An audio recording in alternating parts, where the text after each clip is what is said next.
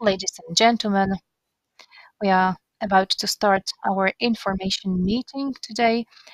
The meeting will be interpreted and it will be also interpreted into sign language. So, ladies and gentlemen, I would like to welcome you at this information meeting on the first team project, and it will be carried out as a part of the FANG project, and it is my great pleasure to host the meeting today. Professor Maciej Żywicz and Maria Mosar, PhD, will be with us today to tell you something more about the FANG initiative. We will also host Eva Janota, a specialist on um, financial matters. Ladies and gentlemen, I would like to encourage you to ask questions in the chat box, and you'll get your answers during the Q&A session about 11:45. And we would like to end our meeting at around 12:15. And I would like to give the floor to Professor Maciej Żylicz, the president of the Foundation for Polish Science. He will make some opening remarks. Ladies and gentlemen, I'm very happy that we can meet today and talk about a program which is very close to my heart. This program is about creation of research teams by young researchers. Um, the program is aimed at people holding PhD for not longer than 12 years. That's a very important measure that makes it possible for people who do not have their um, postdoctoral degree yet, but are full of ideas for interesting research that brings value to society at large.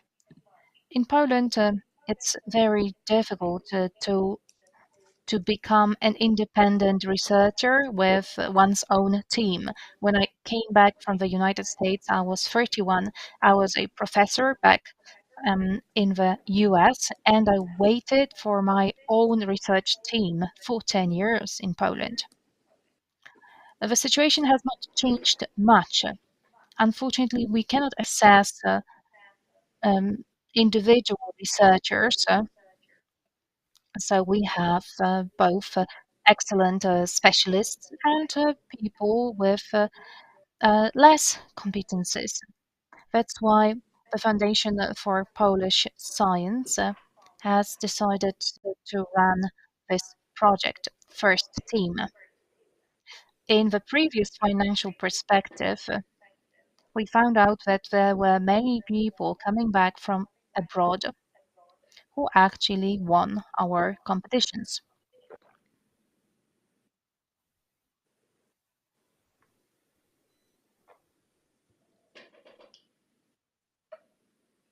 Competition is quite dire, but when you get funding, it's not a grant only for uh, your remuneration, but it will cover the salaries of your employees, of your researchers, all the equipment and substances needed.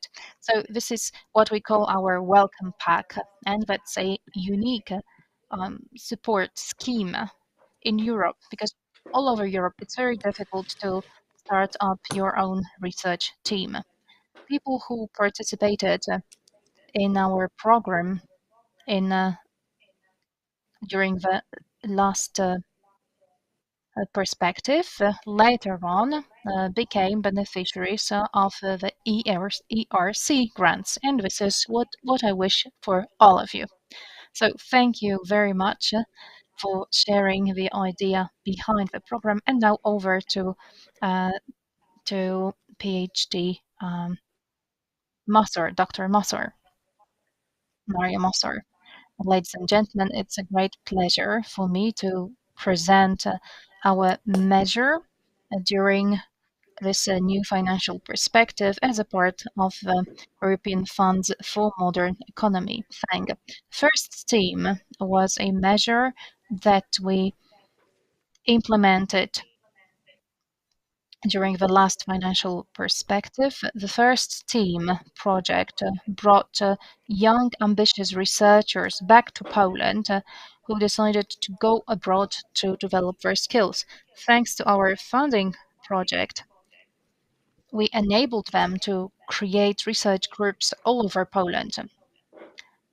I also wanted to mention that as a part of a POIR project, our scheme was the most popular.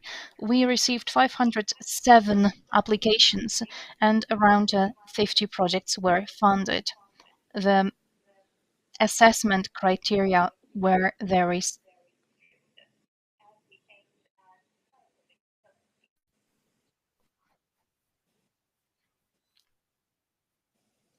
Those young researchers who came back to Poland would start working. But furthermore, they attracted other people from abroad to come to Poland and join their teams. There were also research teams created by foreign researchers in Poland. And even after the end of the first team project, they managed to attract other funding and continue the work of the research groups. What made first team so successful? This is thanks to great talents. Those researchers publish in international periodicals and cooperate even with Nobel Prize winners. 4 out of 54 beneficiaries of our first team project were granted ERC support. Their works led to creation of international patents and creation of startup companies. With so much success of the first scheme, the Foundation for Polish Science wants to continue supporting Polish science. First Team, as a part of the FANG initiative, so European Funds for Modern Economy, is aimed at young researchers, PhD holders, for not longer than 12 years. Those young postdoc researchers will be able to create their own research teams, start international cooperation, and the overall goal is to carry out groundbreaking, ambitious research. We would like to focus on risky ideas and create research excellency. We are interested in young researchers, both from Poland and abroad. The implementation of the scheme is aimed at development of their scientific career in Poland. Additionally, we would like to support you in the preparation of your applications to ERC. One of our overarching goals is to foster international cooperation with scientific partners and creating bonds with economic partners here in Poland. When it comes to cooperation, this is one of our requirements. You need to have partners when you file an application. You need to have one foreign scientific partner and one local economic partner. What do we mean by that? We mean an an entrepreneur, a company in the meaning of the GBER regulation. So we are looking for partners that will bring added value to your projects. one project can be funded with the amount of up to 4 million Polish zloty. VAT tax will become an eligible cost. That's a change. Then we will cover direct costs and 15% flat rate for indirect costs. What will be qualified as cost? Definitely salaries, then stipends for PhD students and students, then development of R&D staff. Will also fund other direct costs and the purchase of scientific equipment. When it comes to first team initiative in the framework of FENG,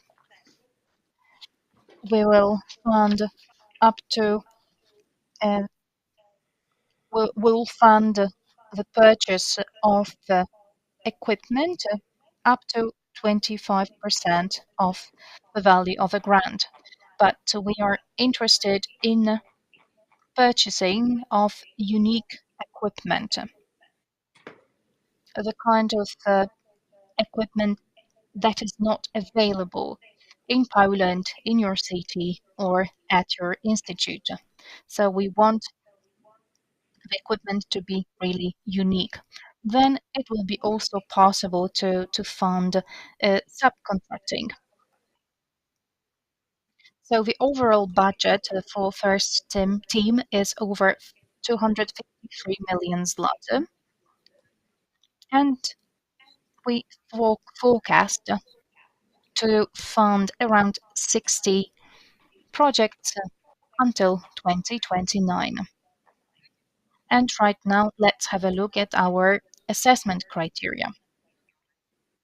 I believe it will help you prepare your applications for funding.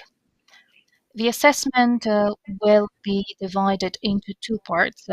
The first part will be the formal assessment carried out by the employees of the Foundation for Polish Science. Will check whether your application is complete, whether all the documents have been signed, and whether you followed the guidelines. That is the application submission manual. And then we will verify your budget when it comes to its breakdown into categories. And then we will follow up with the subject matter assessment. Here, we will assess both obligatory and ranking criteria. There are 11 obligatory criteria. You can see a list of those criteria. Here we'll check, among others, whether your research organization um, fulfills our formal requirements, whether your project is in line with our country-specific smart specialization goals, whether your project is in line with our horizontal policies, whether the project indicators have been well designed. And, for example, you can have the number of R&D projects or the number of patent applications as one of the indicators, example indicators. And as I said before, cooperation is a requirement as well. We award points for individual ranking criteria. In order for the project to be assessed at further stages, it needs to fulfill the following criteria. First of all, the suggested R&D work must be new and original. So we'll assess this in comparison to the existing state of knowledge. We'll also assess to what extent the project is original. The second criteria is the assessment of the leader of the research team. So we will analyze the scientific and research achievement of that person, whether the leader has the required experience to be in charge of a research team, is he or she experienced in working with students and managing them, and what is most important, whether the scientific achievements of the person are unique, whether her or his projects were ambitious, and how do they relate to the existing body of knowledge in the domain which the project concerns. The third criterion, the potential to implement the project. Here we will analyze whether the project is adequate to the goals and the ways of implementing it. What is going to be assessed is the schedule of works and the intended or the planned research team. We would like first team to result in the creation of research teams consisting of young researchers from various countries. The final ranking criteria is a plan for making use of the project outcomes. What is going to be assessed is whether the project specifies how the outcome of the project will lead to creation of intellectual property, or whether markets that might be interested in the project have been identified. As part of the subject matter assessment, we're going to have an interview with the leader, with experts, and the persons involved in assessing the application. On the 1st of August 2023, we announced the first call for applications. Very soon, in 6 days, the call for proposals will be open on the 18th of September. So from that day on, you will be able to submit your applications. We intend to open the call for 30 days. So the call will be closed on the 18th of October 2023 at 4 p.m.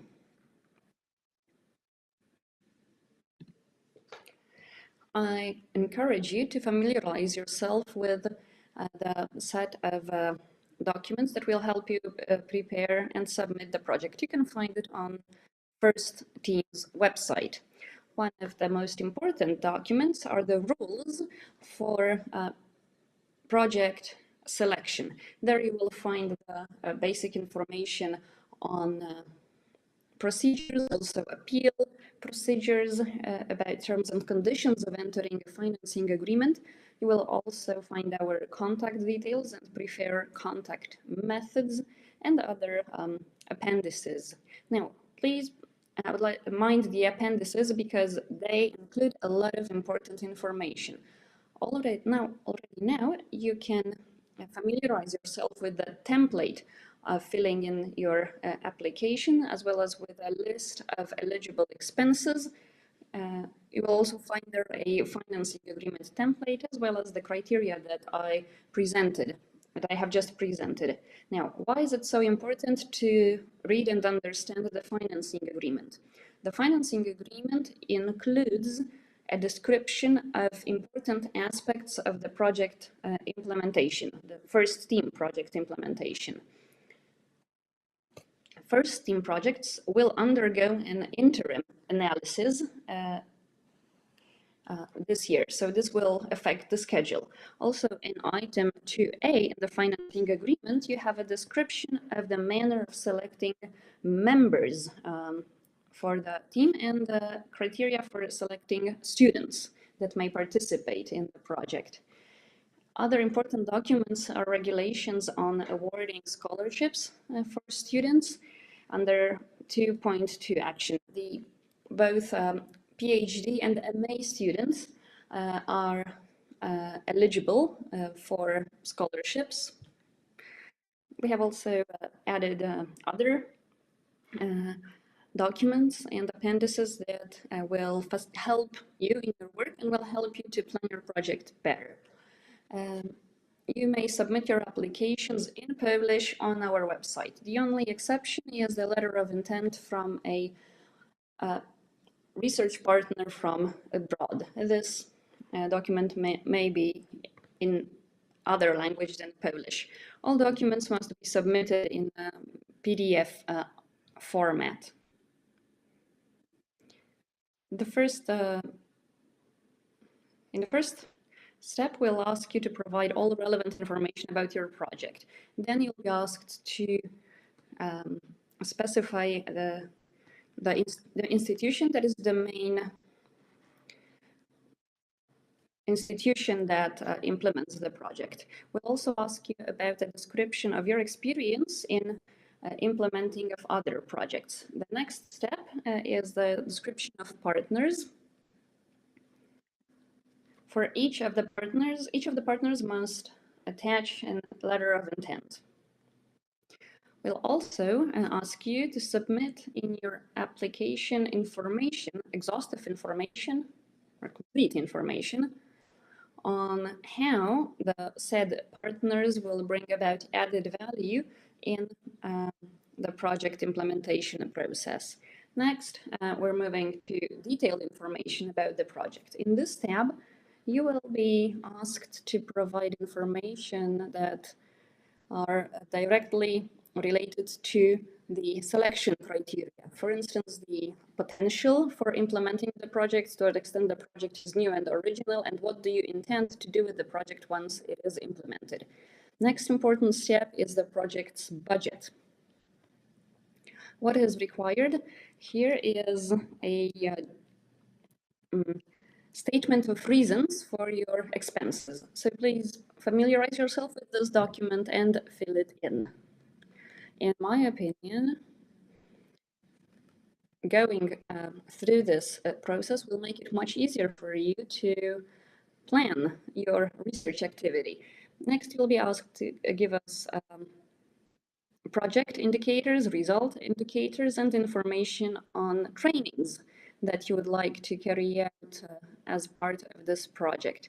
The next part is appendices and representations, and at the very end, you just submit the project.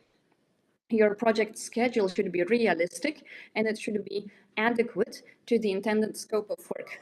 The schedule should make it possible for you to achieve the expected results. First team projects will undergo an interim assessment. During this assessment, we'll check whether all the milestones have been achieved. Because the purpose of it is to support you in the process of project implementation. There is also one appendix that is called Statement of Reasons for Expenses. This appendix is required, is mandatory. Filling it in will, as I've said, make it easier for you to plan your work. Both these appendices will be assessed by our expert team. What we need is also a statement of the main institution in charge of the project.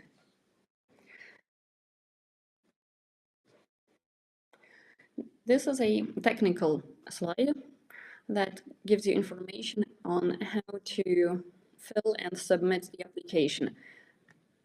We have just closed our calls for applications for proof of concept and IRAP.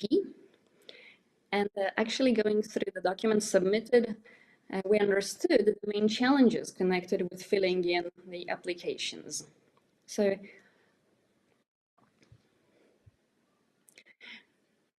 we will check whether the data in the application is correct.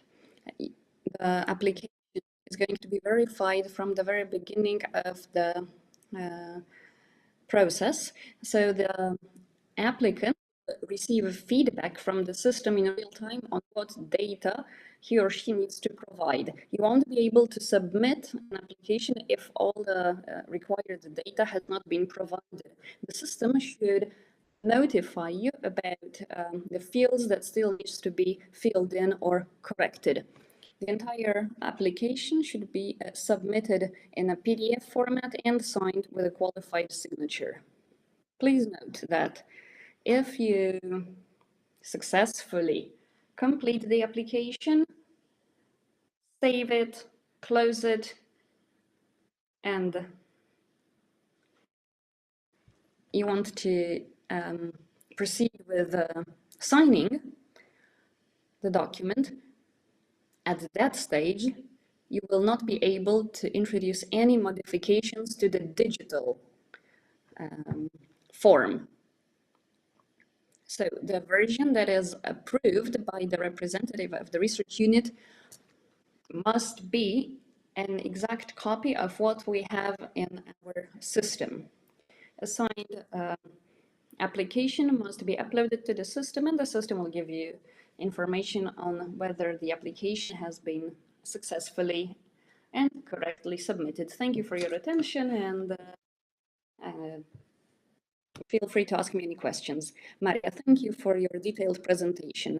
And now we'll move to a Q&A session. I would like to thank everyone who joined us online and submitted their questions. We'll read the questions out, and the questions are directed to Maria or Eva. Maria.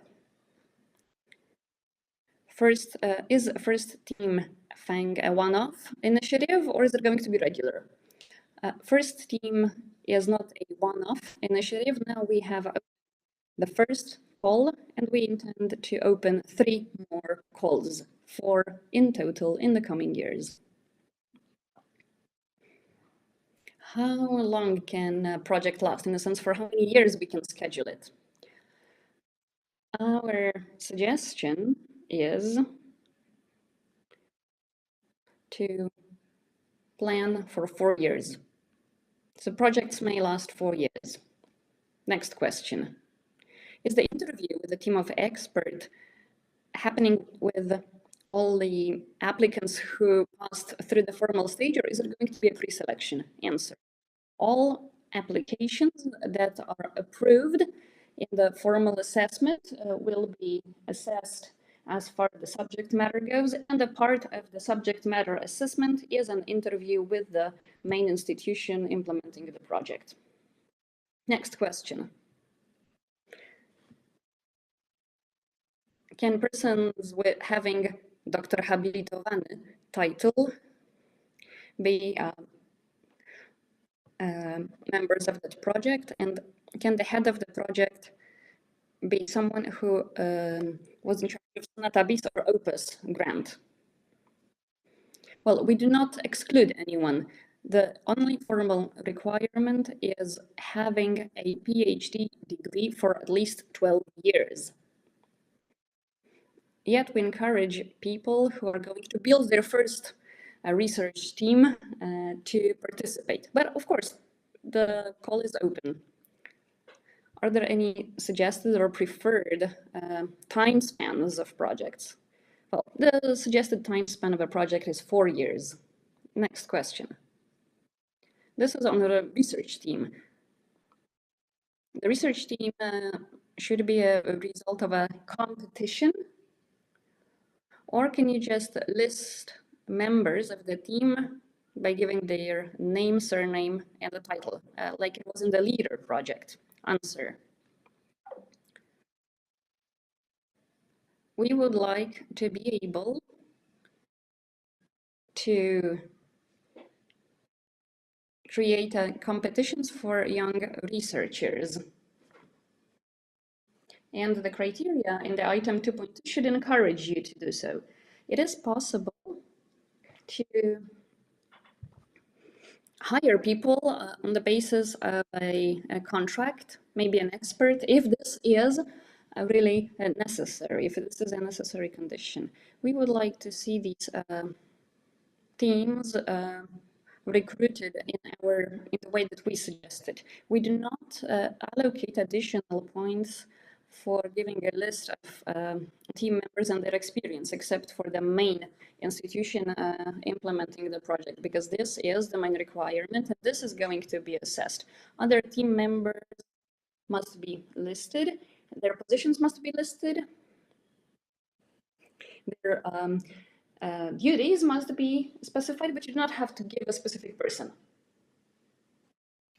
So now on cooperation.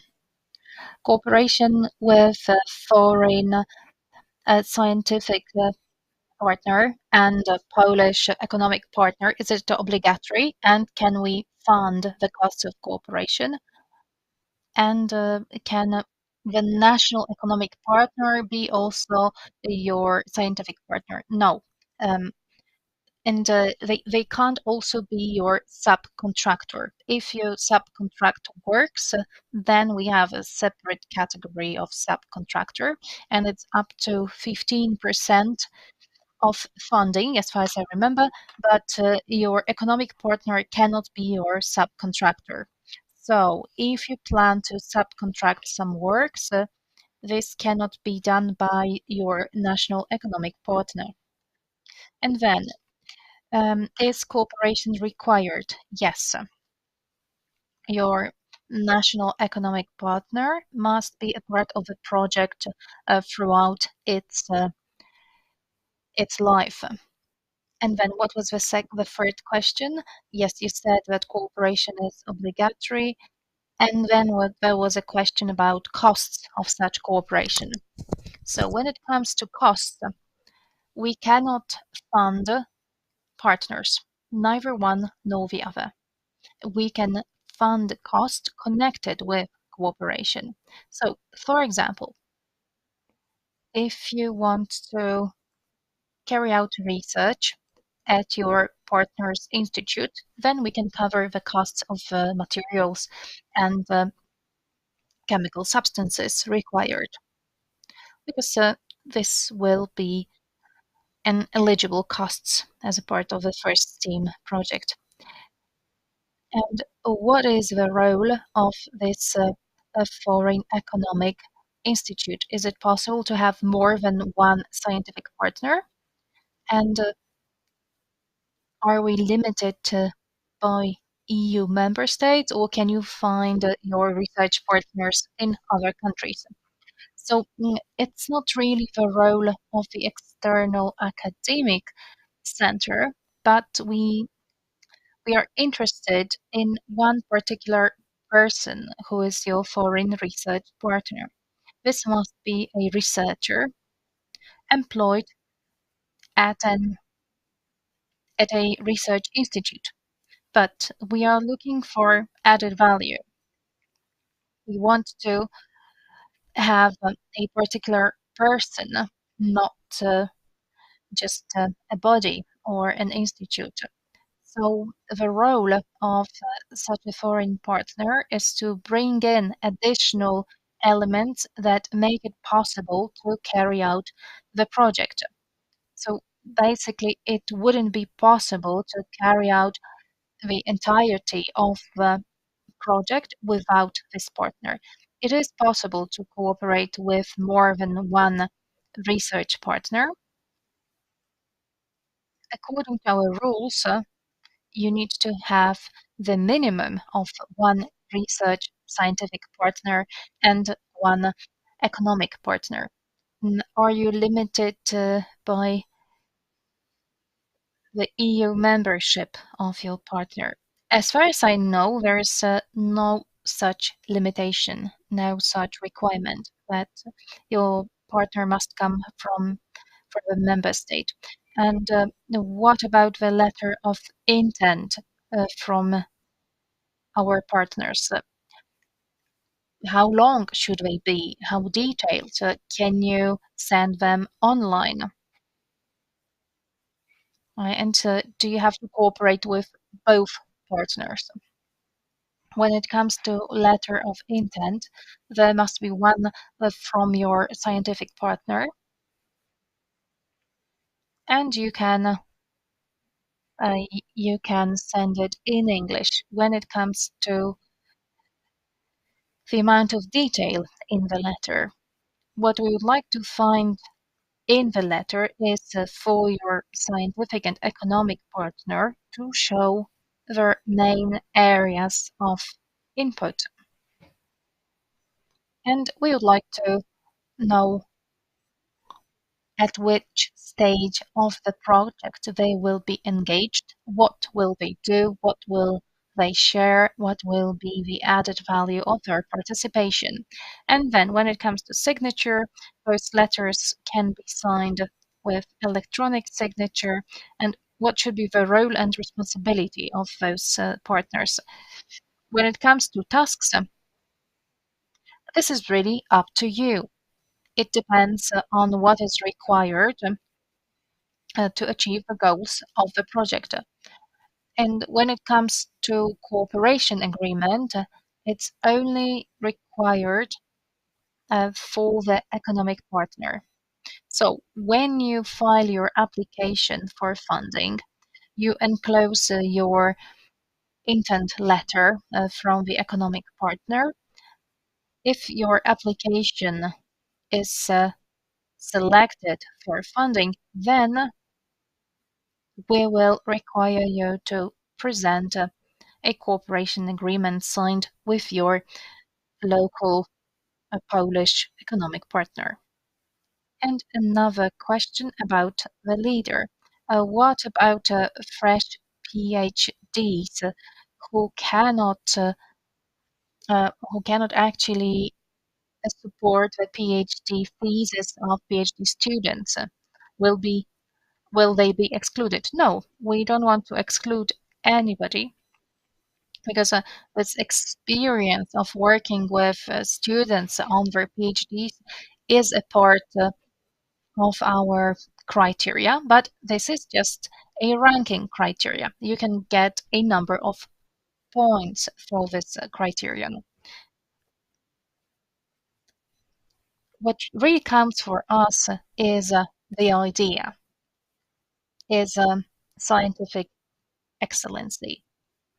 So we don't want to exclude anybody, just on not having experience of working with students. So it will not exclude anybody from the application process.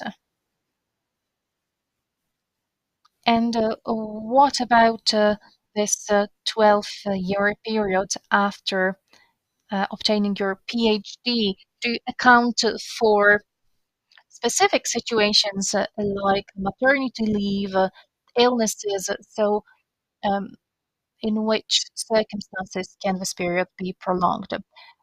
So if you have a longer justified breaks in your research work, so by that we mean, for example, uh, women on maternity leave, men on paternity leave, we envisage also the possibility to prolong this period for people who had to suspend their research due to health-related matters.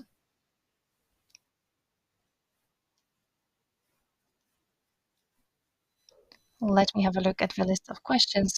So somebody explains their situation. Um, I'm towards the end of my PhD. I'm waiting for the defense date, so can I apply? Unfortunately, this degree is a requirement.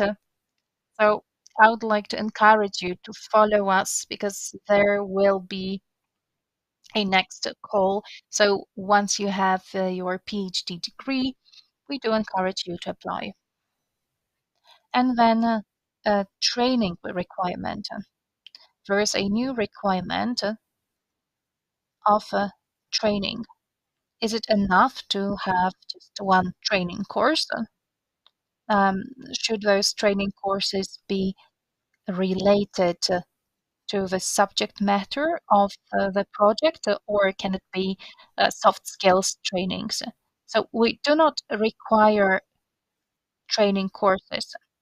We just envisage the possibility to account for the cost of training. So it's not that if you plan to develop your the additional skills or participate in a training abroad or in Poland, it will not give you additional points, but we encourage you to make it a part of your budget if you need to go through a training course to be able to carry out your project. But this is not an additional ranking criterion. And can your economic partner be an SME? So your economic partner only has to fulfill the definition of an economic operator according with the regulation. If you have any additional questions, you can send questions to us to make sure with a given economic operator fulfills um, the definition. Okay, do you have to apply in English and do you need to send in the application in paper and in the electronic version?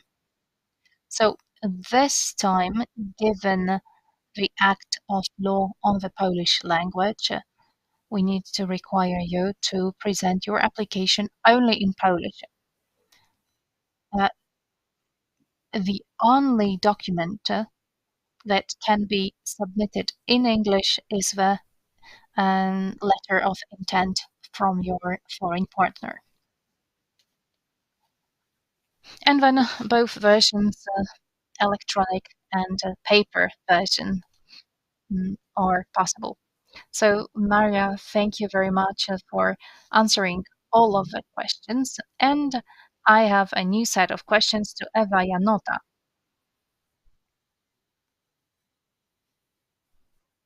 So, on equipment, what's the maximum cost of equipment, research equipment? So, the maximum amount in your budget, it's 25% of eligible cost, and this is the threshold that we will stick to. And when it comes to a price per item, it must be over 10,000 zloty. A piece of equipment which is under 10,000 zloty um, will be qualified as other cost.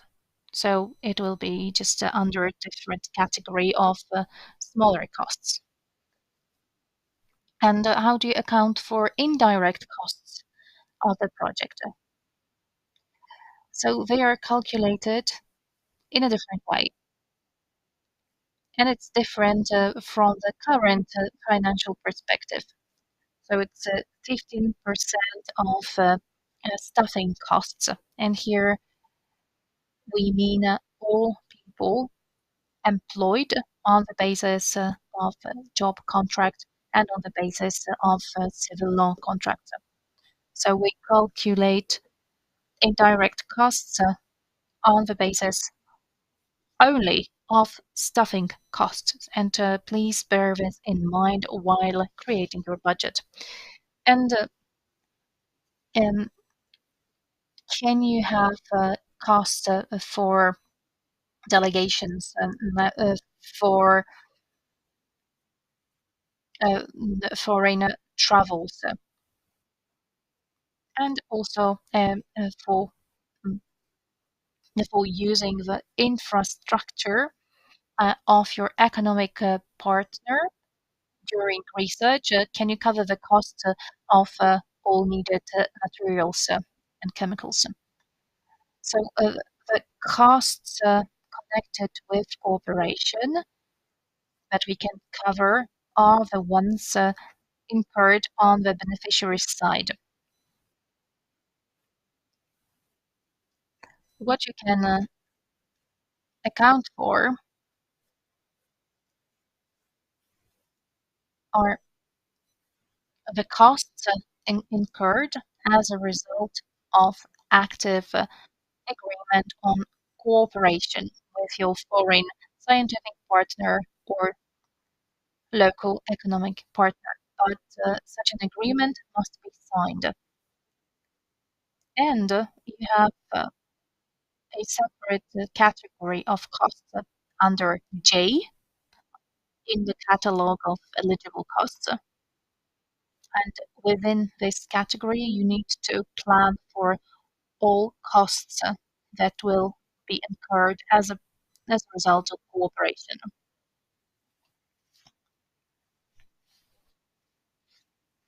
But there is one condition. You need to have this active, ongoing, operational agreement on cooperation. What do we mean by that? In this agreement, it must be clearly stated what you are going to do, how, where, and what kind of costs will be incurred as a result. And then you need to specify who is the owner of intellectual property, how this intellectual property will be um, um, shared or sold or conveyed. Very often we require subject matter reports that summarize different stages of cooperation. So you need to remember about those elements. There's no formal requirement uh, for such an agreement to be signed with your foreign scientific partner.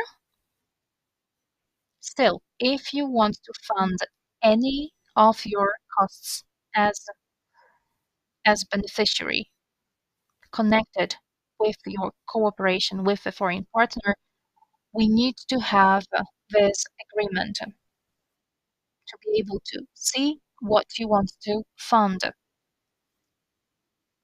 And then in your budget, you can mention the cost of the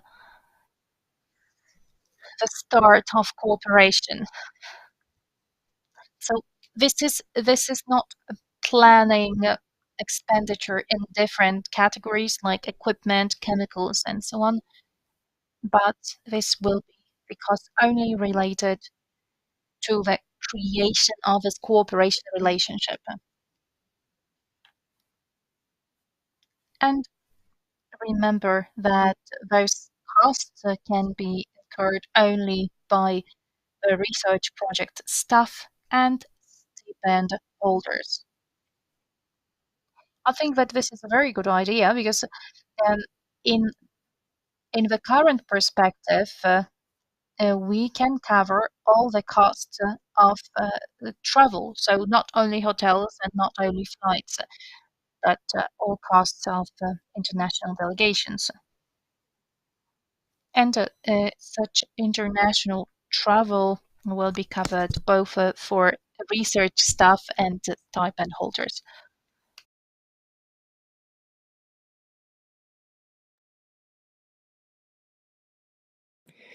Is it possible to sign to hire the head researcher of the project on another type of contract than employment contract?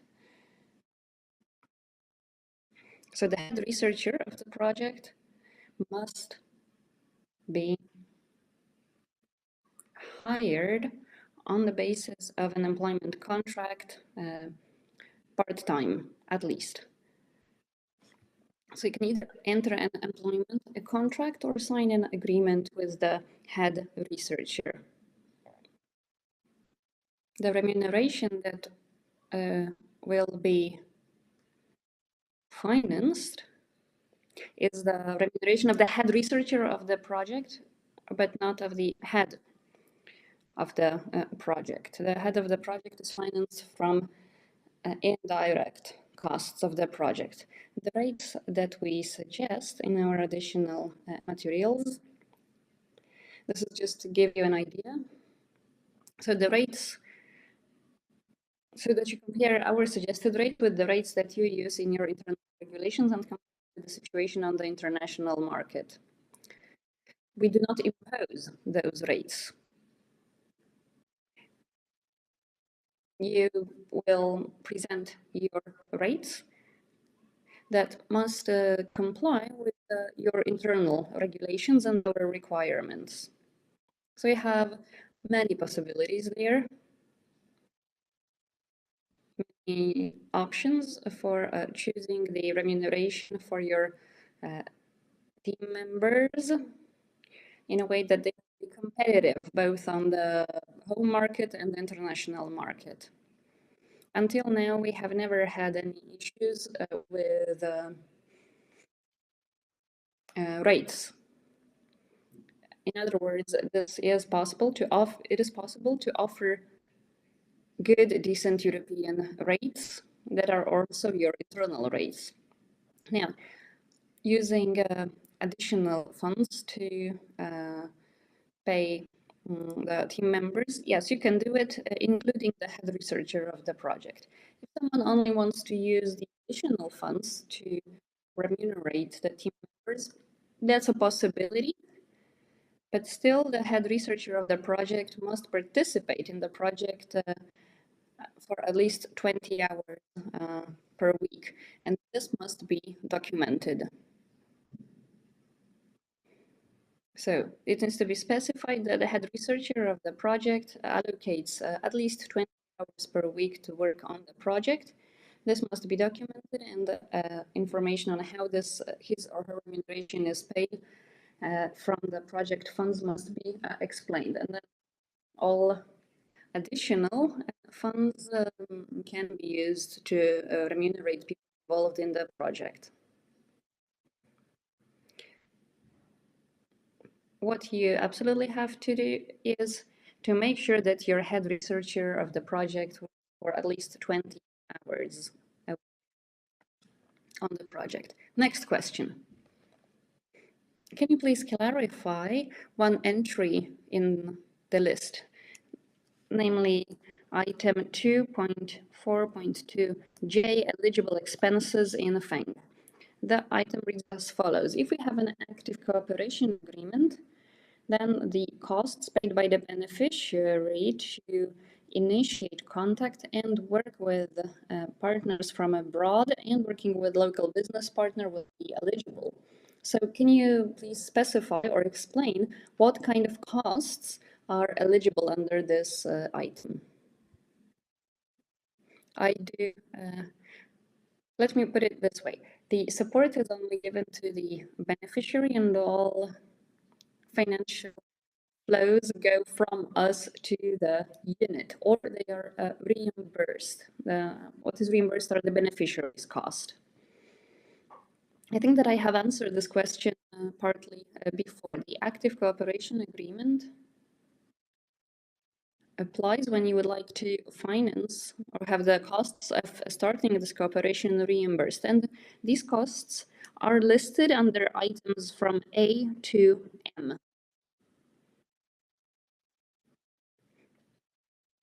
So feel free to consult these items. Actually, maybe let me explain why did we include this item. This item is there to make it possible for you to apply for reimbursement of such costs, or to clarify that these costs are eligible for reimbursement. It is also possible that this type of cooperation takes place without any costs. And then that's fine too, because you do not need to report any costs in your payment claims. And you do not need to account for this type of a solution. So we already have some experience with this type of circumstances. They are by no means unique. And so this type of cooperation may take place in the form of exchange of experience, know-how exchange, supporting the team that will be created in the framework of that program, especially when it comes to marketing of the research outcome of the project outcome. And this is this is something that can be done in cooperation with the business partner. And the business partner gives you the possibility to introduce the outcome of the project to the market, to help you find a way in the market. And that's why the business partner is absolutely required for this project. I hope this was clear. Thank you. Of course, if anything is not clear, we'll have more questions. Next question, costs.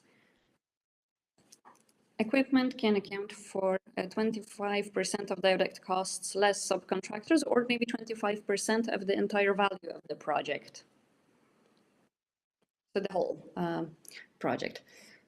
Is it possible to finance the equipment up to 100% from the project funds if we are going to use this equipment also once the project is over?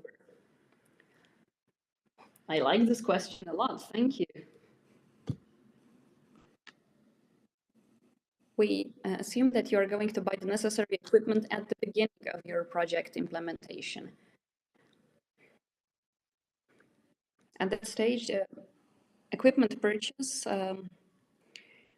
must meet additional criteria. So in your application, you must prove and explain that you do not have this type of equipment, that this equipment is unique on the world's or country scale, that this equipment is necessary to implement the project.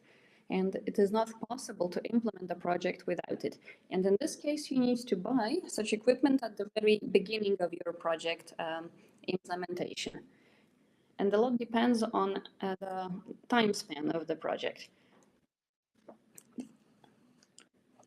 The time limit for eligible costs in the project is the 31st of December 2029. So please maybe consult your internal regulations on using fixed assets at your institutions. And how do you calculate the actual periods for use of equipment? Because sometimes the useful life period is not exactly equivalent to the depreciation period in the internal rules. So please mind that. So for instance, let's say that you have an equipment that costs 100,000 zlotys and its useful life is at 8 years. So if this is the case, then the chances for obtaining a full reimbursement for this purchase under the project are rather slim. So you need to also consult the internal regulations at your institutions and to see what room for maneuver they leave. Because very often these internal regulations are different. They change from one beneficiary from another. What is important is that this equipment must be necessary to implement the project. You also need to demonstrate that you do not have this type of equipment in your resources. Moreover, you're not able to rent this type of equipment at arm's length, because sometimes renting equipment might be cheaper than buying it. Plus, you need to take into account and present your internal regulations. We will closely and carefully analyze your application in that regard. In your application, you must provide us with grounds, reasonable grounds for purchasing the equipment. I also encourage you to check if maybe it's a good idea to depreciate the equipment if you decide to buy it. Depreciation may help you to avoid issues with the equipment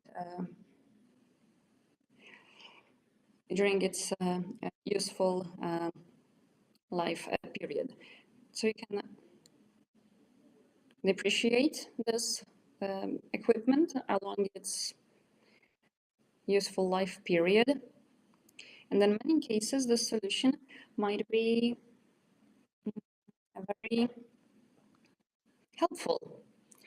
However, we leave the options open. If you decide to purchase the equipment, then you can buy some you can buy it, and if you want to have it reimbursed, it cannot account for more than 25% of the total budget of the project, and check the options in your internal regulation. Next question. This is about an internship. If we have an internship with our partner from abroad, do we need to sign an active cooperation agreement? No, and we do not intend to cover the costs of internships in this perspective. This type of expense is not included. Yes, in the previous editions, we did provide for a possibility to reimburse the costs of an internship. If a scholarship holder to go to the partner abroad, we can pay for the scholarship and the per diems for that person.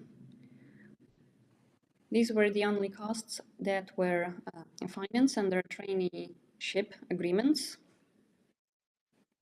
in this perspective.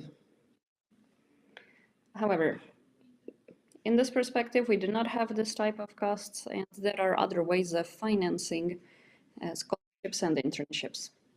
Okay, thank you. Next question. Trainings. Can we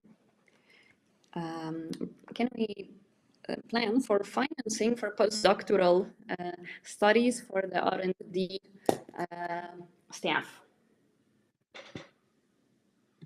So you have a list of eligible costs. You have flat rate costs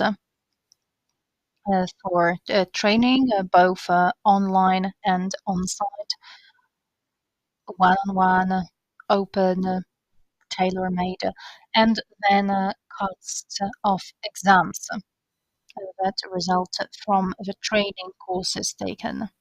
So from time to time, such exams took place and were funded. And of course, this refers to the cases of training courses that require a final exam.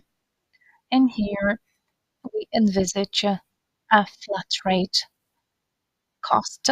You can find it in our catalog of eligible costs, and the requirement is to um, show that this training course is required for your project.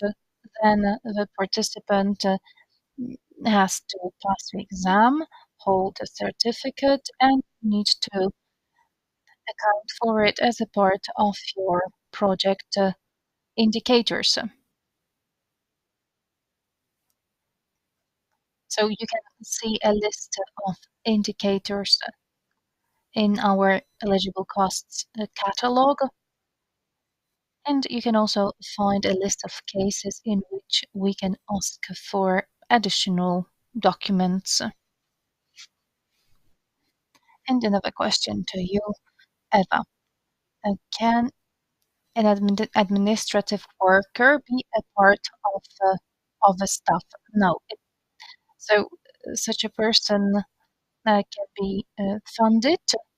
Their work can be funded via indirect costs category, but such a person is not a member of the research team. So, of course, you can fund their work as a part of administrative costs, indirect costs. Head researcher. The main contractor, if such a person is employed at 50% of FTE, what if such a person is a full-time lecturer at a university? Such a person must be delegated to a project, and this must be at 50% of full-time equivalent. And then the second 50% of the full-time equivalent will be devoted to teaching. Usually, people who are lecturers have a minimum number of teaching hours, which is decided by the dean of the university. But it is not a problem to delegate a lecturer at 50% of our full-time equivalent uh, to be the head researcher for a project. And are there any indirect costs connected with scientific scholarships? No, they are only calculated as a percentage of project staff. And here I wanted to emphasize that people employed on the basis of civil law contracts also can be counted for. What about the patent application costs? Is it eligible cost? Yes. I'd like to refer you to point 2.4 of our catalog. So publications, conference participation, and costs connected with patent application are envisaged. But I would like to draw your attention to the fact that this patent must be an outcome of the project that you apply for. So you can fund the support of patent lawyers, translation costs, and so on, but you cannot fund the upkeeping of pre-existing patent. And over to Maria. When it comes to project description, uh, can you use tables and graphic elements? No, unfortunately not. Our system of processing applications for funding does not accept any graphical elements. And then is the assessment conversation going to take place in Polish? Given the act on the Polish language, um, all conversations per se are conducted in Polish, but they can be conducted in English if need be. And what's the difference between the main contractor and head researcher? So the head researcher is the brain behind the subject matter and implementation of the project. So that's their idea, their knowledge, their willingness to create a team. And so the head researcher is responsible for the creation of the research team, and they are also responsible for the results. And when it comes to the project manager, this is a purely administrative function. It is connected with the monitoring, surveillance, organization, management of the project. And if you apply for the project this year, can you also reapply in the next calls? No, we do not exclude projects after negative assessment. So it is possible to reapply in the next call. And how do you calculate this period of 12 years after your PhD? Is it calculated yearly? So, can people apply in the same year in which they obtain their PhD? We calculate it in years. So, it's 2023 right now. So, in this call, for the first team applications, proposals. So the head researchers that defended their PhD thesis in 2011 and later can apply. And is there a template for active cooperation agreement? No, this is up to you.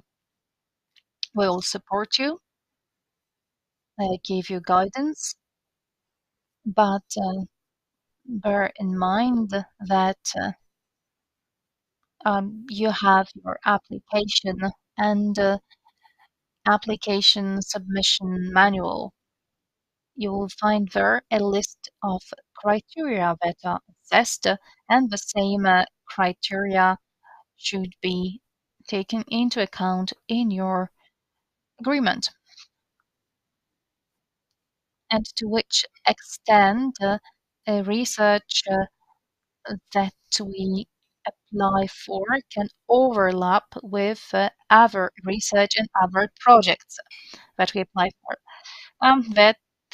That would be a tough call. You'll have to choose. So there can't be no double funding of overlapping activities. So if they if somebody filed an application with a different institution, it doesn't exclude you from applying with us, but once you get a positive decision, once you're selected, you will have to choose one of the projects. So thank you very much, Maria, Eva, for your presentations and your answers. If there are any questions remaining, if you wanted to find out more, please get in touch directly with us because that's all for today. Thank you very much. I would like to thank all those who made this meeting possible. If you need representation in English, please let us know. We can send the presentation to you. The meeting will be recorded and you will find it on our website and on our YouTube. You can use the QR codes that you can see just in front of you and follow us at fnp.org.pl. And to do follow us on our social media, Facebook, LinkedIn, and Twitter. So let's stay in touch. Thank you very much and see you next time.